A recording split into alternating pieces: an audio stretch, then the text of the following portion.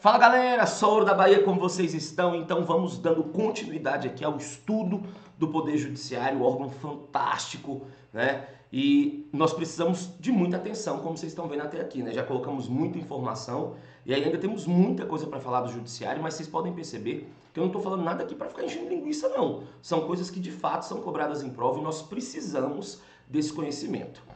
Terminamos ali a questão dos órgãos do Judiciário. Analisamos o judiciário como um todo, numa visão panorâmica, da sua primeira instância até a cúpula, né? Fizemos ali alguns detalhes estruturais, né? Mas agora vamos dando continuidade aqui. O próximo ponto que nós vamos entrar, também muito recorrente em prova, é a questão das garantias e das vedações dos membros do judiciário. Quando você pega o artigo 94, o artigo 95, ele vai colocar ali as garantias dos magistrados, vitaliciedade, inamovibilidade, irredutibilidade de subsídio, bem como no parágrafo único, nos seus incisos, ele vai colocar ali algumas vedações. E obviamente não temos apenas ali que analisar o texto, precisamos entender vários detalhes sobre o texto aqui, então vamos nessa. Vem comigo, por favor. Muito bem, muito bem. Então nós vamos falar agora aqui sobre as... Vamos começar falando das garantias. Garantias dos membros. Garantias dos membros do Judiciário. Beleza? Lembrando, pessoal, estamos falando de garantia dos membros do Judiciário, né? Então isso aqui é uma situação para os membros, não para os servidores, né? Servidor, nós sabemos que a situação acaba sendo ali totalmente diferente, tem outros detalhezinhos ali que não vai ter nada a ver com essa história aqui que nós estamos observando. Então, para começar, você já vai colocar isso aqui... Opa! Um minutinho, pessoal. Aqui. Vamos colocar de novo aqui para não ter problema. Então, ó, garantias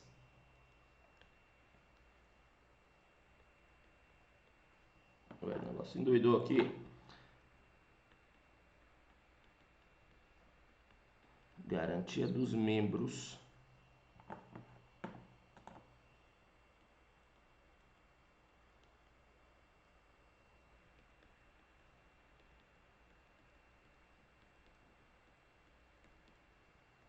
do Judiciário. E como eu mencionei, estão previstas no artigo 95 da nossa Constituição.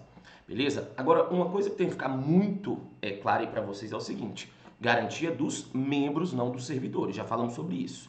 E aí nós temos aqui basicamente três garantias: vitaliciedade, inamovibilidade e irredutibilidade de subsídio.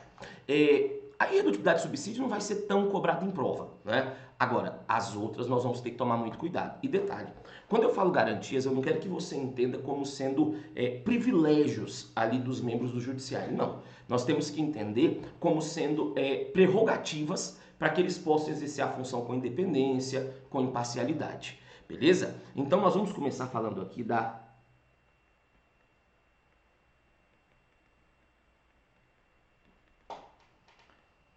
vitaliciedade. Beleza? E aí, pessoal, vamos colocar um conceito aí sobre vitaliciedade, só para não ter problema. Coloquem assim, por favor. É a garantia que o magistrado possui. É a garantia que o magistrado possui de não perder o seu cargo. É a garantia que o magistrado possui de não perder o seu cargo, exceto por sentença judicial, transitada em julgado, exceto por sentença judicial transitada em julgado, reforçando assim a sua permanência na função, reforçando assim a sua permanência na função. Então, pessoal, eu costumo falar que a vitaliciedade acaba sendo um plus, né, da estabilidade. E aí vocês vão entender essa situação já já comigo, mas presta atenção aqui. Primeira coisa que eu preciso que vocês entendam é o seguinte: a vitaliciedade ela é adquirida após, coloquem por favor, após 2 anos de efetivo exercício. Após 2 anos de efetivo exercício. Beleza? Vou colocar aqui junto com vocês, né? Após 2 anos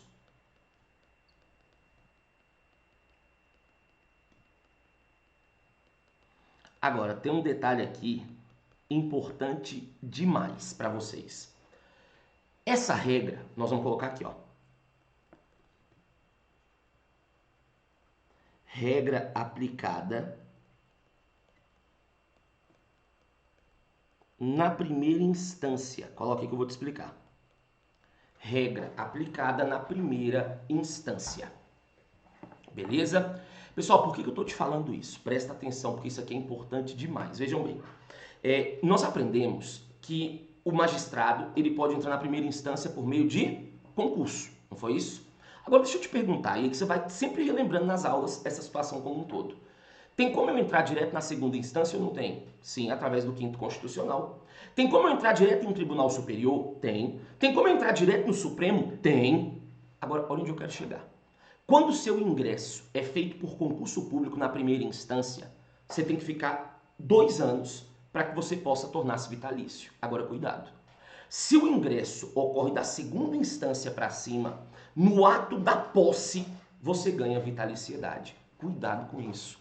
Questão batida de prova, mas que cai muito. Ele vem e fala assim: um advogado entrou no Poder Judiciário pelo 5º Constitucional. Sendo assim, ele deve ficar 2 anos para tornar-se vitalício. Peraí. Se o advogado entrou pelo 5º, ele entrou no mínimo em qual instância? Na segunda. Então, no ato da posse, ele ganha o quê? Vitaliciedade. Beleza? Então, por favor, não esqueça. Esse estágio probatório de 2 anos aqui que eu mencionei só é necessário para aqueles que são egressos de concurso público. Se o ingresso foi da segunda instância para cima, no ato da posse, os caras ganham vitaliciedade. Quer saber? Vamos colocar aqui. Observação. Ninguém vai perder uma questão de constitucional aqui por falta de observação. Bora. Quando o ingresso do magistrado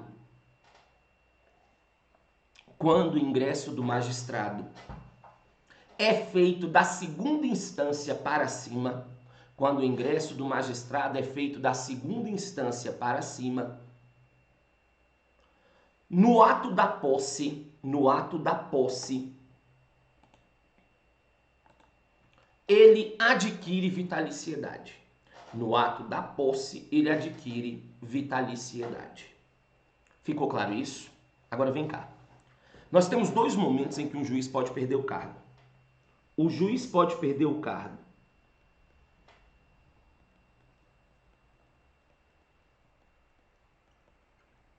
no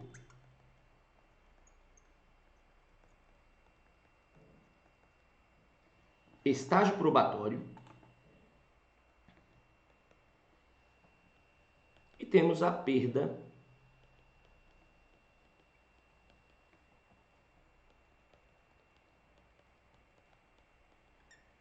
após o vitaliciamento. Observem aqui agora, por favor, para não ter problema. Ó, a perda do cargo no estágio probatório, a Constituição fala que ela ocorre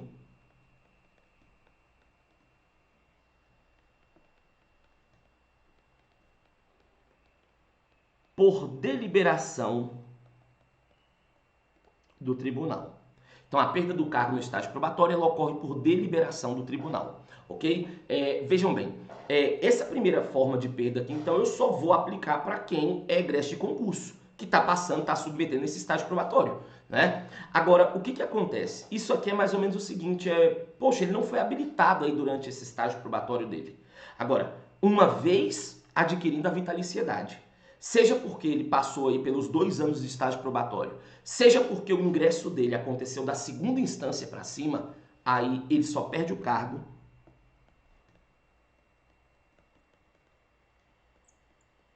somente por sentença judicial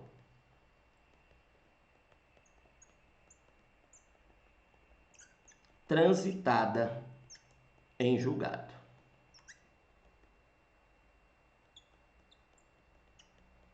Beleza? Esse somente aqui vai encontrar uma exceção, mas vamos lá, calma aí, vamos devagar. Sentença judicial com trânsito em julgado é aquela que não cabe mais o quê? Recurso, né? Então, uma vez vitalício, ou porque ele passou no estágio probatório de 2 anos, ou porque ele entrou da segunda instância para cima, só vai perder o cargo por sentença com trânsito transitada em julgado, como eu coloquei aqui, ok? Agora, deixa eu te mostrar uma questão de prova para você entender uma situação aqui. Olha essa questão que foi cobrada uma vez numa prova do TJ. Eu acho essa questão fantástica. Ele colocou assim: o cargo de juiz é vitalício, razão pela qual o seu ocupante somente o perderá por sentença judicial transitada em julgado. Vou de novo. O cargo de juiz é vitalício, razão pela qual o seu ocupante somente o perderá por sentença judicial transitada em julgado. Olha o tanto que o examinador, ele é um cara problemático.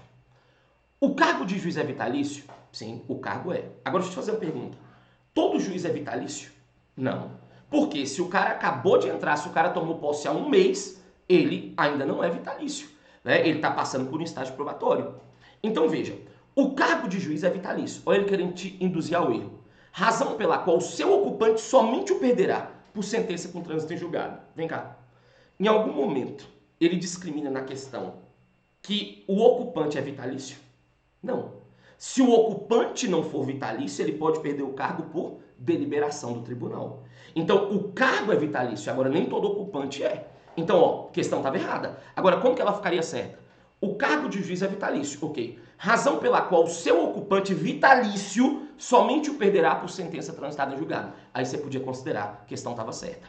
Beleza? Então, ó, em regra, para o cara vitalício perder, tem que ter sentença com trânsito em julgado. Só que, peraí, isso aqui já foi cobrado algumas vezes em prova. Nós temos uma situação interessante, que é o seguinte: alguns membros do judiciário, como ministros do STF, a Constituição fala, vou colocar como um todo, que ministro do Supremo, conselheiros do CNJ e conselheiros do CNMP, em crime de responsabilidade, vamos lá para fazer uma linha de raciocínio aqui comigo. Eles respondem perante o Senado. Então, peraí. Ministros do Supremo, conselheiros do CNJ e do CNMP, eles, crime de responsabilidade, eles respondem no Senado. Tudo bem que nem todos aqui do CNJ são membros do Judiciário. Você tem 2 membros do MP, você tem 2 advogados e tem 2 cidadãos. O resto todo mundo é do Judiciário. E aqui no CNMP você tem 2 apenas do Judiciário, que são 2 juízes. Um indicado pelo STF e outro pelo STJ. Onde eu estou querendo chegar? Presta atenção. O parágrafo único do artigo 52, ele fala que quando alguém é punido por crime de responsabilidade por 2/3 do Senado, isso aqui resulta na perda da função e inabilitação por 8 anos. Beleza? Então, peraí. Uma das consequências quando você é punido por crime de responsabilidade é a perda da função. Então, peraí. Para essa galera aqui que eu mencionei, ministro do Supremo, os membros do Judiciário que estão no CNMP e os 2 membros do Judiciário que estão no CNMP, se, porventura, eles forem julgados por crime de responsabilidade do Senado, eles têm uma outra forma para perder o cargo, que é essa que eu acabei de mencionar. Então, entenderam isso? Ó, se eu falar, gente, os membros do Judiciário somente perdem o cargo por sentença judicial transitada em julgado. Tá certo, isso é a regra. Isso já vimos várias vezes em prova. Agora, se ele falar, pessoal, não existe nenhuma outra forma, em nenhum outro caso, para membros do Judiciário perder o cargo. Existe. Nesse caso aqui, para esses que eu mencionei. Então, coloquem assim, por favor. Observação. Coloquem assim. Os ministros do STF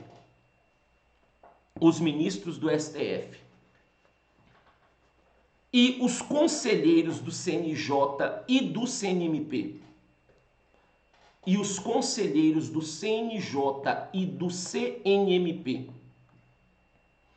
que são do Poder Judiciário, também podem perder o cargo,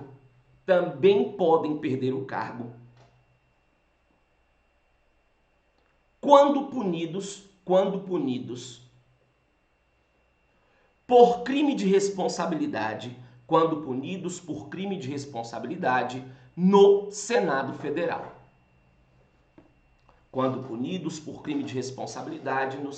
Federal. Beleza? Então, ó, o intuito desse curso é ser o mais completo possível. E detalhe, já foi cobrado em prova. beleza? Prova do CESP já cobrou isso aqui. Então, eu sempre tento deixar você preparado para o pior dos mundos. Não esqueçam isso, por favor. Agora, deixa eu te explicar um detalhe aqui importante. Já sabemos então como que funciona a vitaliciedade, só que sempre que eu falo aqui de vitaliciedade, eu já gosto de fazer um plus com a estabilidade, eu gosto de fazer uma comparação com a estabilidade, porque são conceitos muito próximos, os dois estão previstos na Constituição, então eu gosto de fazer um esqueminha aqui, quer ver? Justamente para não confundirmos essa história de estabilidade com vitaliciedade. Muito bem, deixa eu fazer um esqueminha aqui rápido para resolver o nosso problema. Quer ver? Ó? Um minutinho. Nós vamos colocar aqui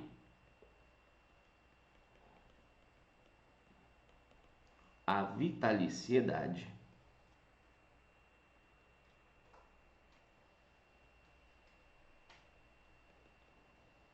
e aqui nós vamos colocar a estabilidade. Agora detalhe, pessoal, um pouquinho mais embaixo aqui. Tem 3 pontos aqui que eu gosto de sempre colocar para meus alunos. Primeiro, quem possui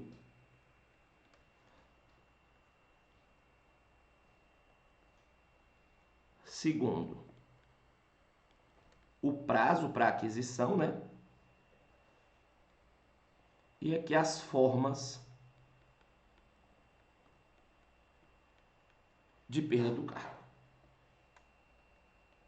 Muito bem.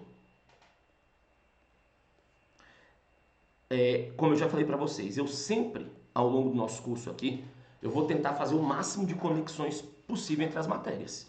Beleza? Eu acho isso aí importante demais mesmo. Então, vamos lá. Quem possui vitaliciedade? Vamos lá. Os membros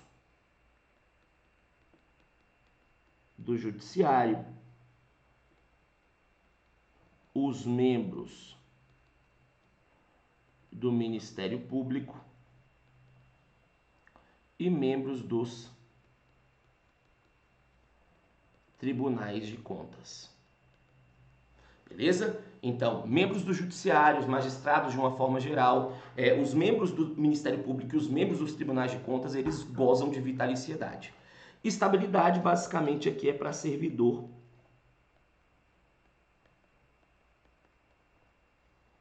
público efetivo,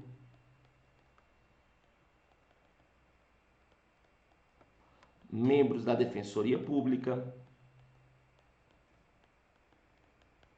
e também da Advocacia Pública. Esses aqui, eles possuem estabilidade, né? Basicamente, você vai colocar aí para o servidor público efetivo, que é aquele devidamente aprovado aí, né, em um concurso. Vitaliciedade, você adquire após 2 anos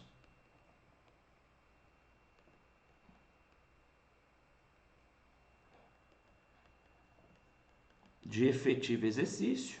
Estabilidade, por sua vez, após 3 anos de efetivo exercício. Beleza? Última situação, última diferença que eu gosto particularmente de colocar. Perda do cargo. Nós aprendemos aqui que ele perde o cargo aqui por sentença judicial transitada em julgado, né? E aí, claro, nós já vimos um caso a mais, que são os ministros do Supremo e os conselheiros do CNJ e do CNP, que são do Judiciário, eles também podem perder o cargo se condenados por crime de responsabilidade perante o Senado Federal, beleza? Agora, aqui vocês vão ver a grande diferença em ser vitalício e ser estável. Porque basicamente o servidor vitalício só vai ter esse cargo aqui, né? Tirando os caras lá que eu falei do Senado. Agora, aqui não. Aqui você vai perder o cargo, ó.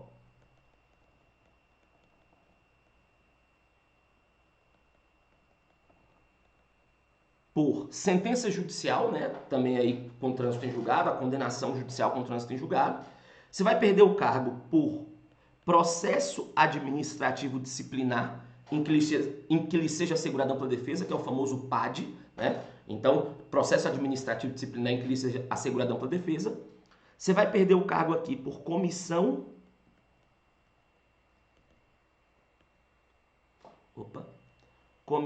de avaliação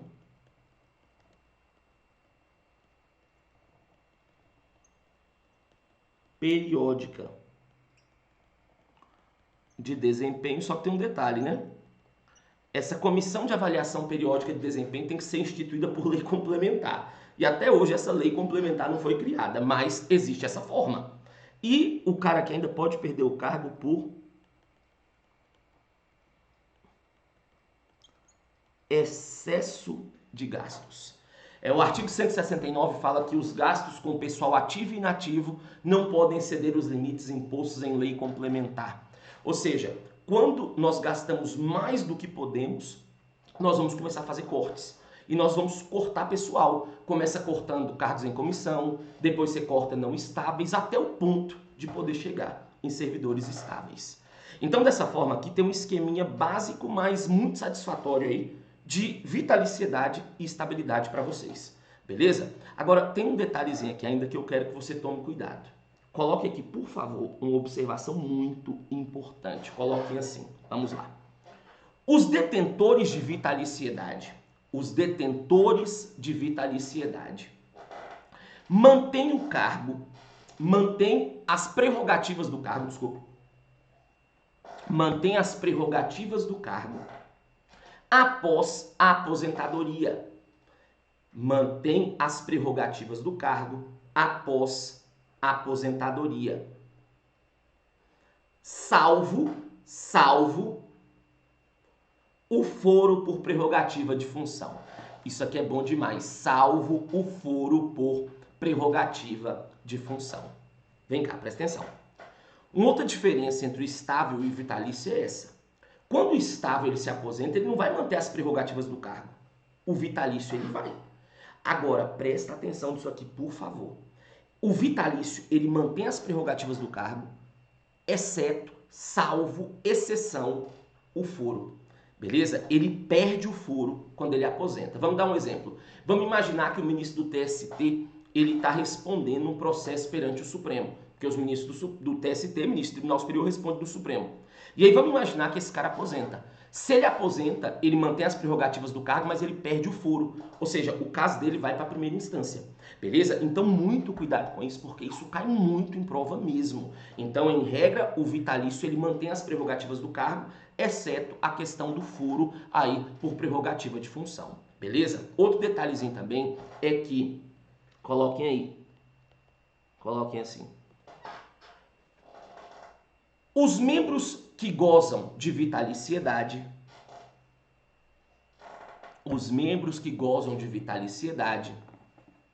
também estão sujeitos à aposentadoria compulsória.